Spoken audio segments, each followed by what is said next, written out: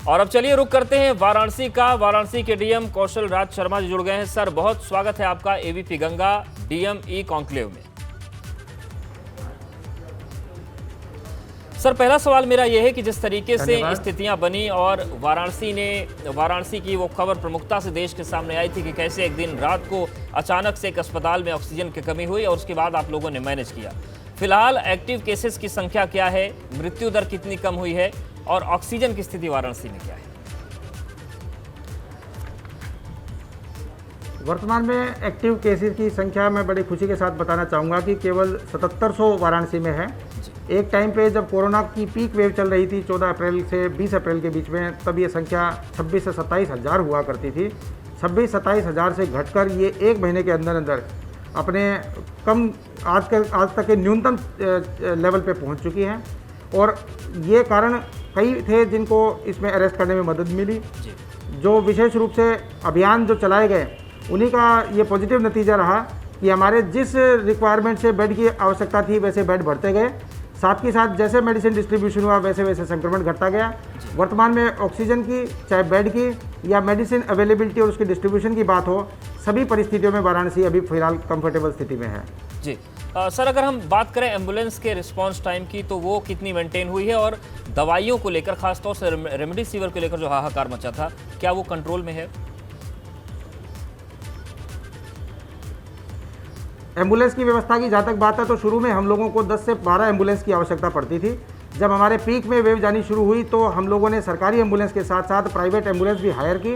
34 ambulance हमारी eight ए time चला करती थी, उसको फिर फर्दर बढ़ा के हमारे 38 एम्बुलेंस की गई। एम्बुलेंस का रिस्पॉन्स टाइम था वो बाकायदा कंट्रोल रूम से चेक किया जाता था। उसका रिस्पॉन्स टाइम जो कई बार 20-25 मिनट हो जाता था, अब वर्तमान में 8 से 10 मिनट है। जो 6 बड़े अस्पताल जिनमें ज़्यादा रेफरल होते हैं उनमें 6-6 घंटे की 4 शिफ्ट में हम लोगों ने हेल्प डेस्क भी बनाए, जिसमें प्रशासनिक, पुलिस और अस्पताल के हम लोगों ने कर्मचारी और अधिकारी लगाए।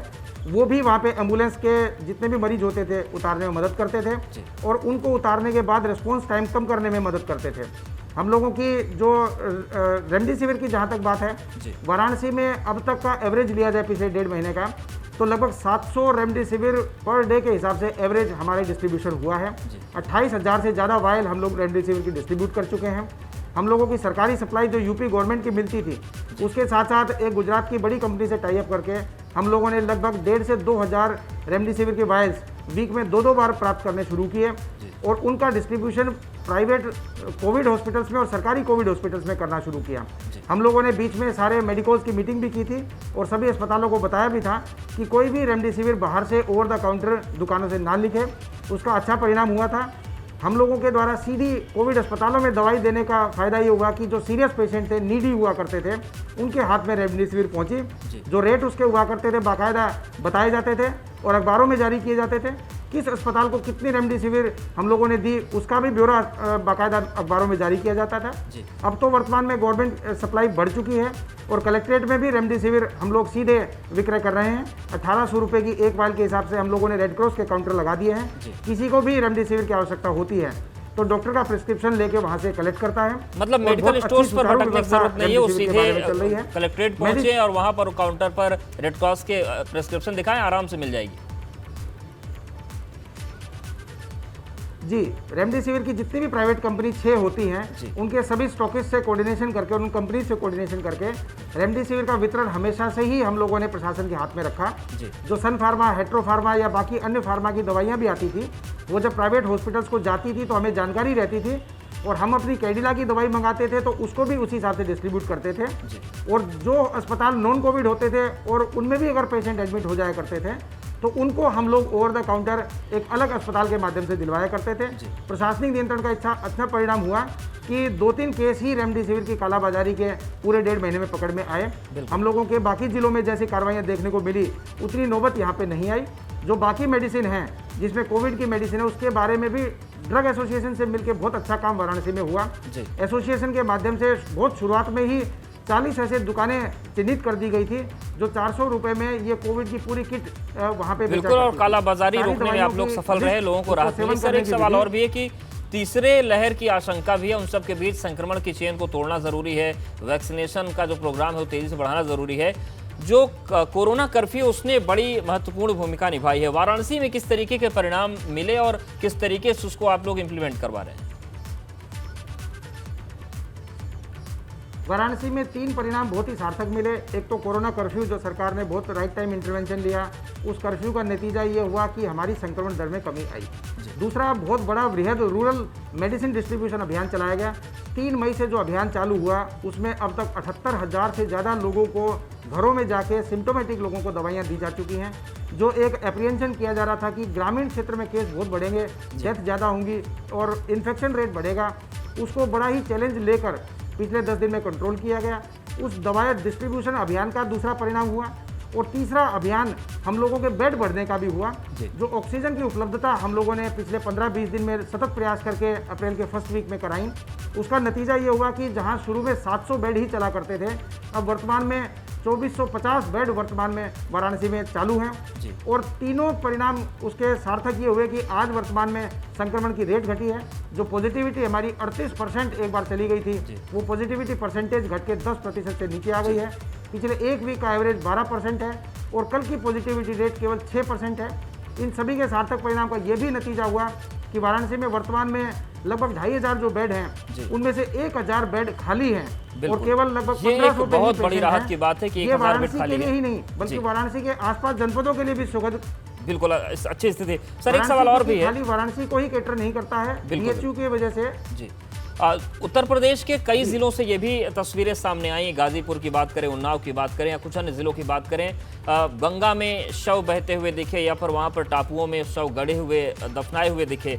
वाराणसी में ये स्थिति न बने इसके लिए आप लोग क्या कर रहे हैं? क्योंकि जो विशेषज्ञ हैं वो भी कह रहे हैं कि अगर इस तरीके के शव बहाए गए तो संक्रमण की स्थिति और भयावह हो सकती है। तो किस तरीके की तैयारी इसको रोकने के लिए आप लोग कर रहे हैं कि ये स्थिति वाराणसी में ना आए?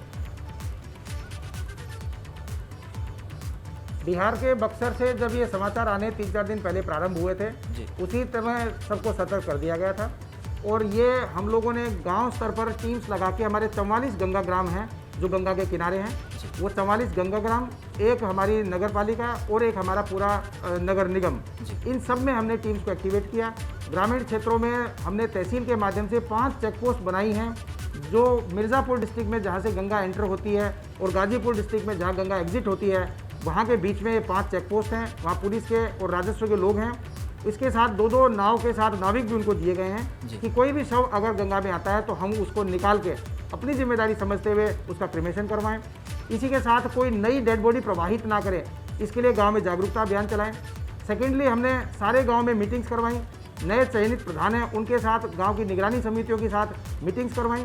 तीसरा, हमारे जहां भी आर्थिक स्तर से कमज़ोर कोई व्यक्ति है जो दाह संस्कार नहीं कर सकता, ऐसे 76 लोगों को चिन्हित करके उनके खाते में हमने पैसा भेजा है। 5-5 हज़ार रुपये की धनराशि हमने उपलब्ध कराई है ताकि कोई व्यक्ति ये फील ना करे कि आर्थिक कारण से दाह संस्कार नहीं कर पाएगा। वाराणसी में पूरा सर्च अभियान चलाएगा तो केवल 7 डेड बॉडी पिछले 4 दिन में वाराणसी में मिली हैं, जो हो सकता है पीछे की फ्लोट हो सकता है यहाँ की हो, लेकिन उस विवाद में ना पड़ते हुए उनका बाकायदा डिस्पोजल कराया गया। आज से एनडीआरएफ की मदद के लिए भी हम लोगों ने टीम्स उतार दी हैं और एनडीआरएफ की अपनी बोट्स के ऊपर उनकी भी पेट्रोलिंग शुरू करवा दी गई है ताकि ये प्रवाहित करने का कार्य या डेड बॉडी फ्लोट होकर आती है तो उसको क्रिमेशन कराने का कार्य बाकायदा आत्मसम्मान से जोड़ते हुए उसको सम्मानजनक तरीके से कराया जाए। अगर बॉडी डिस्पोज्ड है तो उसको दफनाया जाए, बॉडी ठीक ठाक है तो लकड़ी पे उसका क्रिमेशन कराया जाए। इसका परिणाम ये हुआ है कि किसी भी गांव में कहीं ना पहले न्यूज़ थी और ना अब वर्तमान में न्यूज़ है कि कोई डेड बॉडी को प्रवाहित कर रहा हो। साथ ही अगर कोई डेड बॉडी बह के आएगी तो हम पूरी जिम्मेदारी से उसका दाह संस्कार भी करवाएंगे। बिल्कुल, चूंकि सर वाराणसी प्रधानमंत्री का संसदीय क्षेत्र है, ऐसे में लोगों में बड़ी उत्कंठा है कि जो वहाँ के सांसद हैं उनके, वो किस तरीके से ध्यान दे रहे हैं, किस तरीके से वाराणसी को मदद कर रहे हैं। कुछ दिन पहले समीक्षा बैठक हुई थी, किस तरीके के निर्देश मिले थे, तो प्रधानमंत्री जी का अपनी संसदीय क्षेत्रों को लेकर किस तरीके से सहयोग आ रहा है और किस तरीके के निर्देश आ रहे हैं?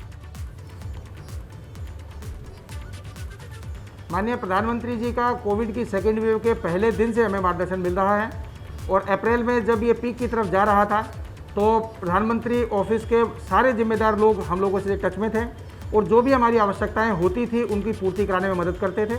माननीय प्रधानमंत्री जी के द्वारा खुद वीडियो कॉन्फ्रेंसिंग 14 अप्रैल को की गई और उसके बाद से सतत बाकायदा जनपद की सारी समीक्षाएँ की गई, सारी रिपोर्ट्स उनके पास जाती हैं, जो भी आवश्यकता होती है, जो भी मदद होती है उसकी पूर्ति कराई जाती है।